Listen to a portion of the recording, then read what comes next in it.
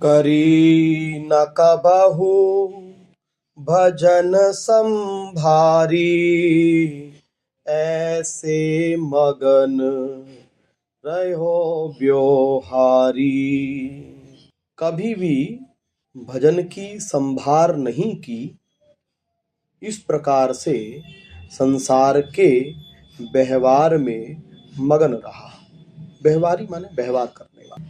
भजन की संभार, संभार जैसे माँ अपने बच्चे की संभार करती है क्षण क्षण में, जैसे लोभी धन की संभार करता है, बार बार देखता है, बार बार गिने हुए को फिर गिनता है, बार बार धन का चिंतन, उसको बोलते हैं संभार। जैसे कामी कामनी की संभार करता है, बार बार कामनी को याद करता है, उसके विषय में सोचता रहता है, कहीं वो नष्ट ना हो जाए, कहीं कोई उसे चुरा ना ले,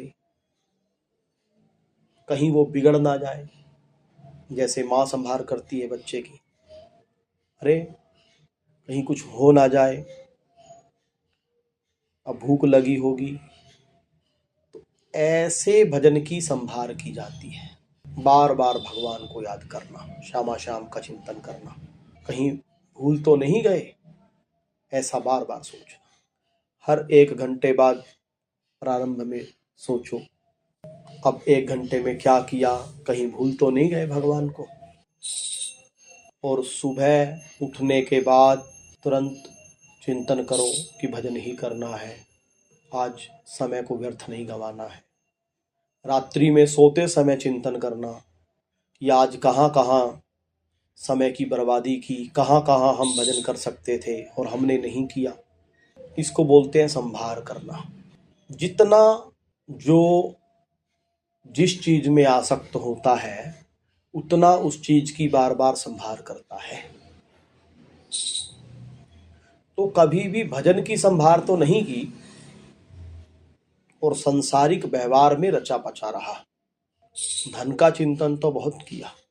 जग के लिए तो रोया गोविंद राधे, रोया नहीं तेरे लिए, अब तो रुला दे। संसार के प्राणी पदार्थ, व्यक्ति, वस्तु, स्थान के लिए तो बहुत रोए, बहुत गिड़गिड़ाए, परंतु भगवान के लिए नहीं। इस प्रकार संसार के व्यवहार में ही मग्न रहा। व्यय गई बीती जात नहीं जानी, जो सावन सरिता को पानी। और संसार में रचे पचे होकर के, संसार के व्यवहार में लगे हुए ही धीरे धीरे आयु बीतती चली गई और पता ही नहीं चला कब बीत गई। जैसे सावन में बहुत पानी आता है नदियों में, बाढ़ आ जाती है, लेकिन कुछ ही दिनों में फिर वो पानी का उफान दिखाई नहीं देता। ऐसे ही ये मानव देह प्राप्त करके बालपन तो खेल में ही खो दिया, और जब थोड़ा बड़े हुए तब शरीर के अहंकार में खो दिया, जवानी की मस्ती में खो दिया, और फिर बुढ़ापा आया तो बुढ़ापे में क्या भजन करोगे। लेकिन फिर भी रिटायर होने के बाद भी नौकरियां ढूंढते हैं, भजन फिर भी नहीं करते हैं। पहले कहते हैं कि महाराज रिटायर हो जाएं फिर देखो भजन ही करेंगे, परंतु जो भजन प्रारंभ में नहीं करता है, अंत में भी भजन ठीक से नहीं कर पाता है, उसको बहुत मेहनत पड़ती है। तो इस प्रकार धीरे धीरे आयु बीतती चली जाती है और पता भी नहीं चलता कब मृत्यु आ गई। द्वै श्वासाया घट में चले, जो बिछुरे तो फेरी ना मिले। दो श्वास, श्वास खींचना छोड़ना, यही चलता रहता है इस शरीर। और अगर सांस टूट गई, मृत्यु हो गई, तो फिर जीवित नहीं होता है। माया सुख में यों लपटानो, विषय स्वाद सर्वस्व ही जानो।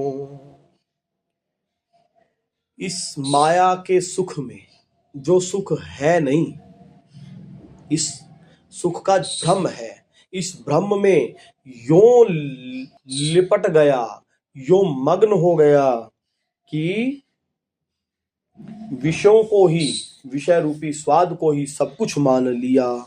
लही पारस नर तनु सुर दुर्लभ, गुंजन हित भटकार। बधिर अंध जिमी सुनत न देखत, रहत विषय मदमार। ये पारस के समान मानव देह को प्राप्त करके विषय रूपी गुंजा के लिए भटकता रहा, ऐसे ही ये मानव देह प्राप्त करके सांसारिक वस्तुओं व्यक्तियों के पीछे भटकता रहा, और अंधे और बहरे के समान ना सुनता है ना देखता है, बस विषयों में ही मगन रहता है। सब संत सब शास्त्र बार बार बता रहे हैं कि ये मानव देह क्षणभंगुर है। 84 लाख योनियों में भटकते भटकते कभी कृपा करके ये मानव देह मिलता है जिसमें सत्संग की प्राप्ति होती है। लेकिन अब बहरे के समान सुनता ही नहीं संतों की बातें, दौड़ा चला जा रहा है। कोई कहता भी है कि अरे भाई सत्संग में जाया करो, तो बोलते हैं अरे ये सब दुनिया लगी है धन कमाने में, पागल है क्या ये।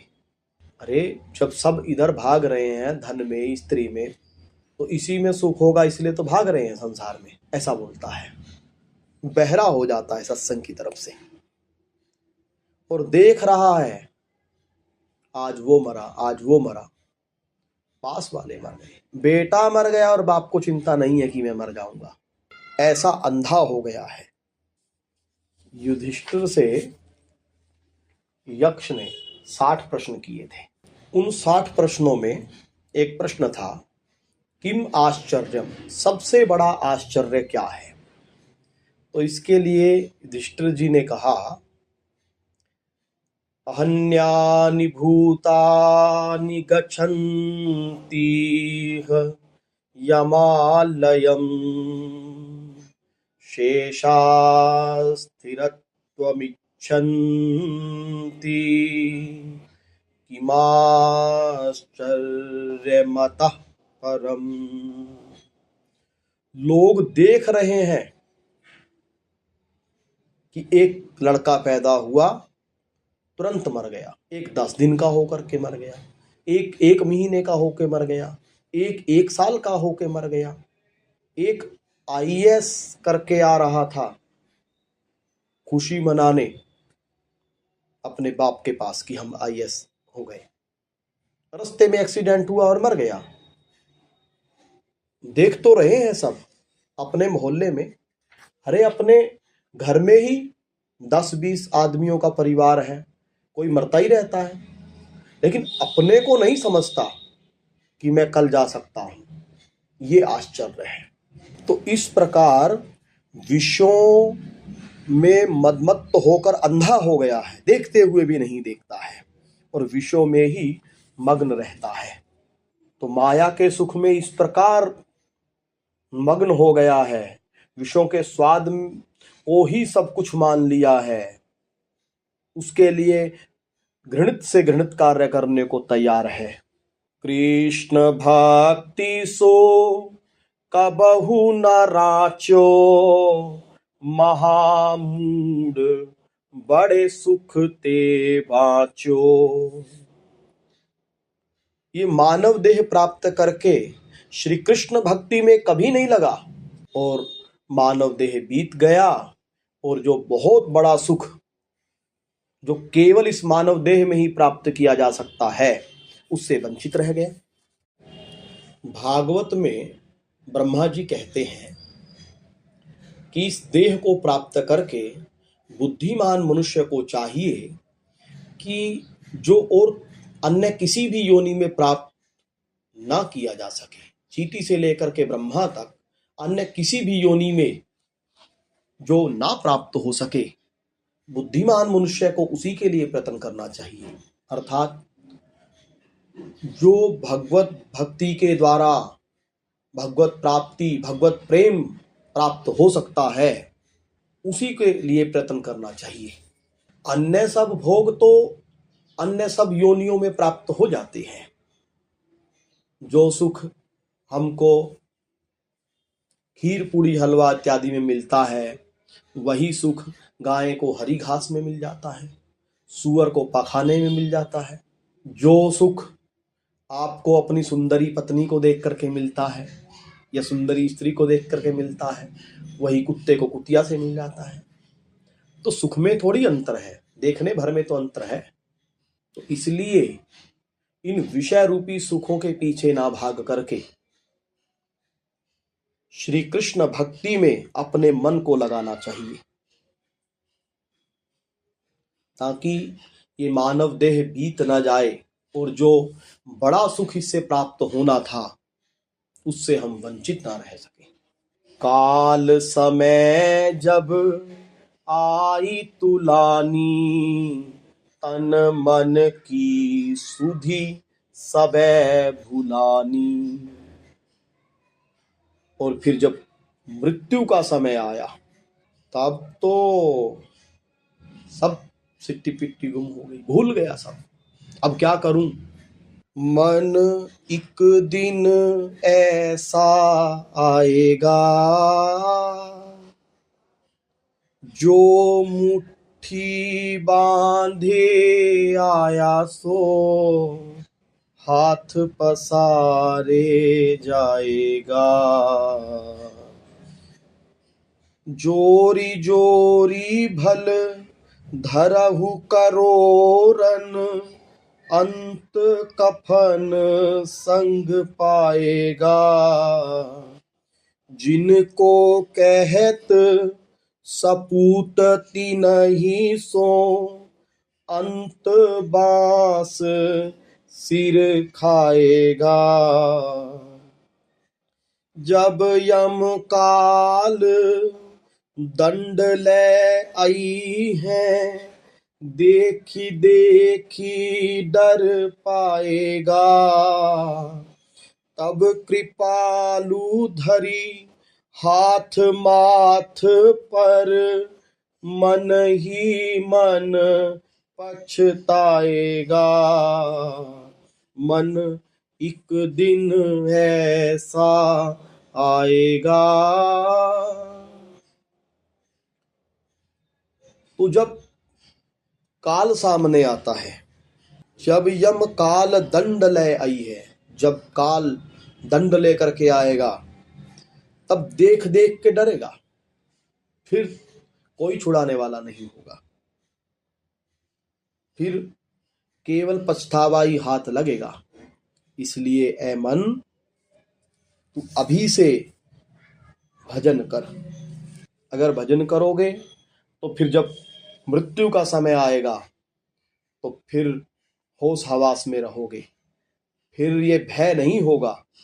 रस ना थकी ना बोलो जाई बार बार मन में पछताई। जब काल सामने आता है तो फिर उस समय आवाज नहीं निकलती है मृत्यु के समय, और बार बार मन में पछताता है क्योंकि भजन तो किया नहीं। भजन किया हो तो अंत में भगवान याद आए। जम किंकर जब दई दिखाई महाभयानक अति दुखदाई। जो भजन नहीं करता है, अंत में उसे यमदूत जब दिखाई देते हैं, महाभयंकर उनका स्वरूप होता है। उसको देख करके अत्यंत क्लेश की प्राप्ति होती है और देह में तो आसक्ति होती है, देह छोड़ना नहीं चाहता। तो जबरदस्ती जब उस शरीर से निकाला जाता है तो अत्यंत पीड़ा होती है राग के कारण। रंच न श्याम भक्ति उर आई, या दुख में अब कौन सहाई। जब तक स्वस्थ थे तब तक तो भजन किया नहीं, अब भजन नहीं किया तो अब जब ये यम किंकर आ गए हैं तो अब इस भयानक दुख से कौन छुड़ाएगा। अगर जीवन में श्री कृष्ण भक्ति की होती तो छूट सकता था इस दुख से, तो ये दुख नहीं मिलता। रोम रोम पीड़ा दुख पाई, हरि के हरि बिनु कौन छुड़ाई।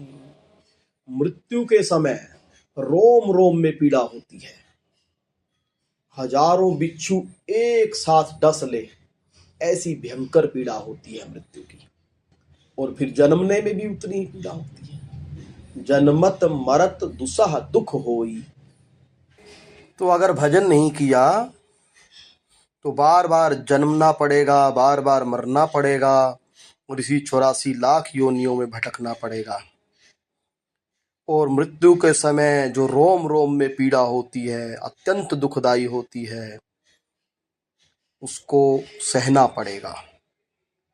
और अगर भजन करोगे तो श्री हरि कृपा करके इस 84 के बंधन से छुड़ा लेंगे और सदा सदा के लिए दुख से मुक्त कर देंगे।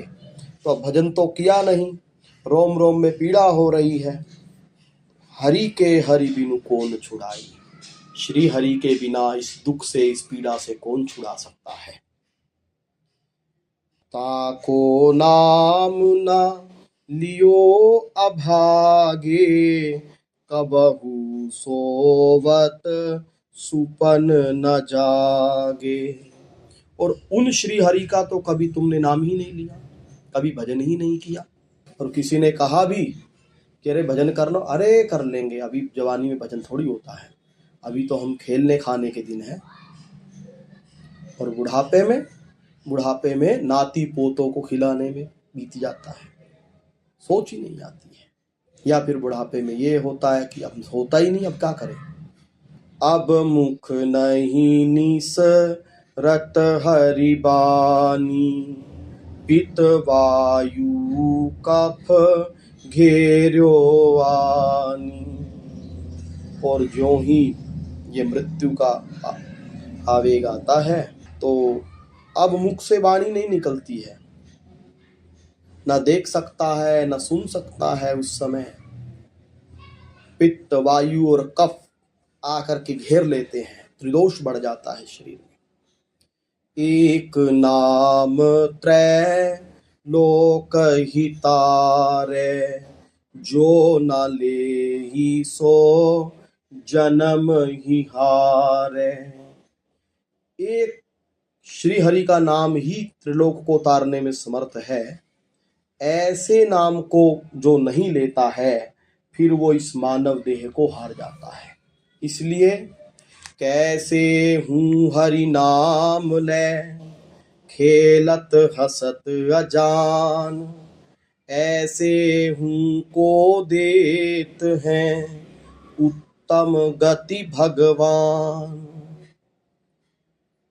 जो कैसे भी श्री हरि के नाम का गान करता है, खेलते समय, हंसते समय, अनजाने में, ऐसे को भी भगवान उत्तम गति प्रदान करते हैं। जो को साची प्रीति सो, हरि हरि कहत लड़ाई, इनको ध्रुव कहा देहिंगे, यह जानी नहीं जाई। तो ध्रुवदास जी कहते हैं कि जो कैसे भी हरि नाम लेता है उसका भी अकल्याण नहीं होता, उसको भी उत्तम गति भगवान प्रदान कर देते हैं। फिर जो प्रीति सहित नाम में नामी का वास मानते हुए, प्रेम युक्त अश्रु बहाते हुए हरि हरि हरि हरि इस प्रकार कह करके लाड़ लड़ाता है, उनको क्या मिलेगा, श्री हरि उनको क्या प्रदान करेंगे, यह कहा नहीं जा सकता, यह जाना नहीं जा सकता। सब धर्मनि पर जगमगै, कृष्ण नाम सिर ताज। जैसे बन के मृगनि में, गाजत है मृगराज। सब धर्मनि पर जगमगै, कृष्ण नाम सिर ताज। जैसे बन के मृगनि में, गाजत है मृगराज। समस्त धर्मों के ऊपर ये कृष्ण नाम है। वर्णाश्रम धर्म, 4 वर्ण 4 आश्रम, इनके ठीक ठीक करने का फल है स्वर्ग की प्राप्ति। अब इनसे भगवत प्राप्ति तो होगी नहीं, दुख निवृत्ति तो होगी नहीं, आनंद प्राप्ति तो होगी नहीं, क्योंकि ये लौकिक धर्म है। इन सब के ऊपर विराजमान है भागवत धर्म, श्री कृष्ण नाम रूप गुण लीला धाम और जन, इनका स्मरण। तो श्री कृष्ण नाम सर्वोपरि विराजमान है। जैसे वन के पशुओं में सिंह राजा होता है, ऐसे ही समस्त धर्मों में ये हरि नाम, ये भक्ति राजा है। इसीलिए गीता में भगवान ने कहा है, सर्वधर्मान परित्यज्य, समस्त धर्मों को छोड़ करके माम एकम शरणम व्रज, मुझ एक की ही शरण में आ जा, मेरी ही शरण में आ जा। तो शरणागति भागवत धर्म है। पापी एक अजामिल भयो, अधम बीज तीन तरु निर्मयो। सुत मिस नाम नारायण लयो, सो पापी बैकुंठ ही गयो।